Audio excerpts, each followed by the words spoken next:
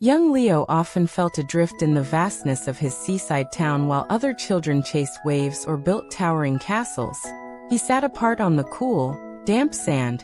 A quiet observer, the bustling harbor and endless ocean seemed to swallow his small presence. He watched seagulls wheel against the gray sky and fishermen mend their nets with rough, practiced hands. Feeling a peculiar loneliness despite the activity surrounding him, he longed for something. A connection deeper than the surface chatter of his peers. A secret whispered only to him by the world. The rhythmic crash of the surf felt like a heartbeat too large for him to comprehend one overcast afternoon.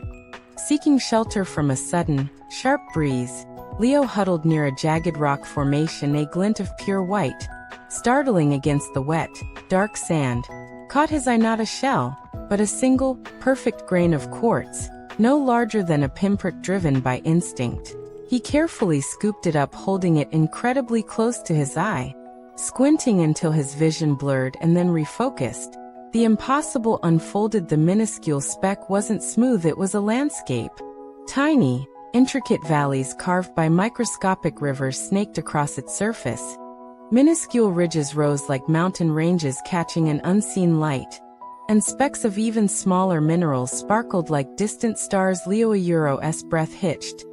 The vast, intimidating ocean behind him, momentarily forgotten, replaced by this entire universe held trembling between his fingers. He ran home, heart pounding like a captured bird, the precious grain clutched tightly in his sweaty palm, bursting into the cozy, cluttered cottage smelling of pipe smoke and old paper. He found his grandfather, Silas, patiently whittling a piece of driftwood. Grandfather, look what I found, Leo gasped, thrusting his hand forward. Silas, his face a map of wrinkles etched by wind and sun, carefully took the grain. Instead of dismissing it, he retrieved a small, brass magnifying lens from a drawer, peering through it. A slow, wondrous smile spread across his weathered face. Ah, Leo, he breathed, his voice a soft rumble. You found it, the whole world.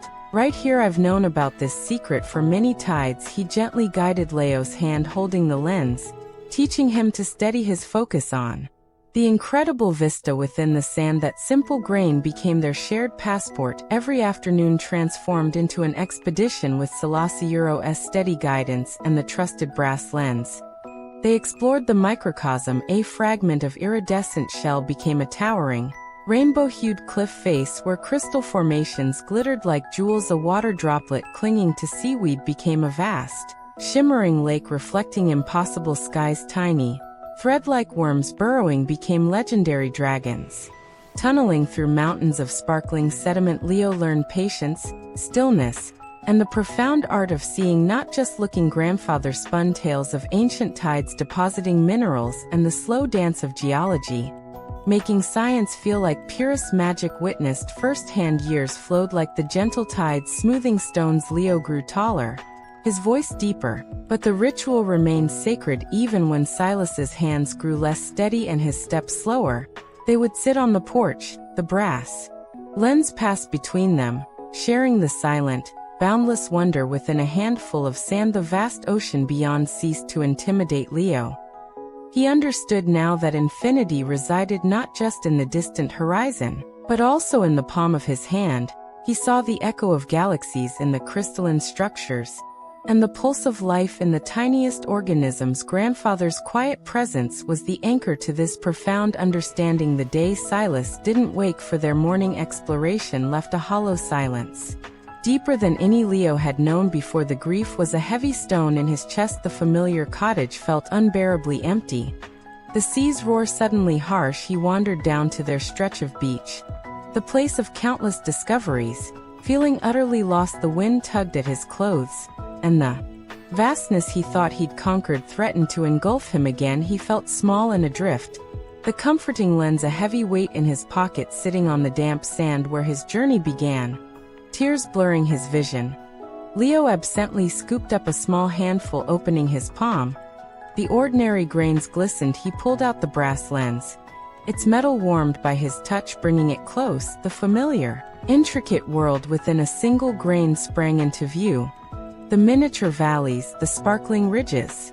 A wave of warmth, fierce and sudden, washed over him. Silas hadn't truly left. He lived on in every careful observation Leo made, in the wonder awakened in his heart, in the very act of seeing deeply. Grandfather's spirit was woven into the fabric of this infinite, miniature universe, a constant companion in the quiet act of discovery. Leo understood his purpose, then he became the keeper of the lens and the secret he showed other quiet children, the ones who felt lost by the shore, how to truly see. He taught them to hold a grain of sand, steady the lens, and breathe their gasps of wonder, their wide eyes reflecting the miniature mountains and sparkling lakes within the speck, were Selasiuro's legacy. Leo knew, with unwavering certainty, that as long as someone looked closely enough, with a heart open to magic, the entire world would always be waiting, infinite and breathtaking, inside a single grain of sand, a timeless gift passed gently from one generation of dreamers to the next.